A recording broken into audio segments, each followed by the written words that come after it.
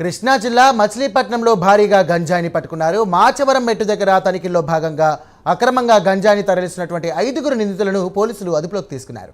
నిందితుల వద్ద నుంచి సుమారు 25.62 కిలోల గంజాయి, కారు, 6,000 రూపాయల నగదును స్వాధీనం చేసుకున్నట్లు సిఐ అబ్దుల్ నబీ తెలియజేశారు.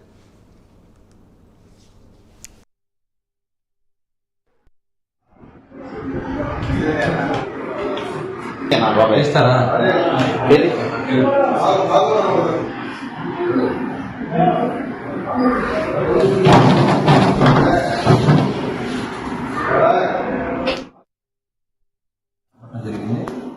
ఇది వచ్చే సమాచారాన్ని వర్కౌట్ చేసి 5 అదుపులో తీసుకుని కృష్ణా జిల్లా మీదట వారి వద్ద నుంచి 25.5 కిలోలు 25.62 కిలోల గంజాయి, అలాగే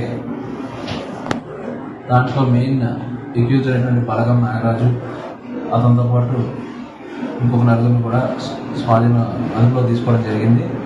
అలాగే వారి వద్ద నుంచి ఒక 2 వీలర్, బలగం నాగరాజు చెందిన 2 వీలర్, అలాగే ఇంకొక red colour Maruti Suzuki swift car కూడా కేసు దర్యాప్తులో భాగంగా సీజ్ చేయడం జరిగింది. వారి మీద ఎన్డీపీఎస్ సెక్షన్ల ప్రకారం కేసు నమోదు చేసి వారిని కోర్టు ముందు హాజరుపరచడం జరుగుతూ ఉంది.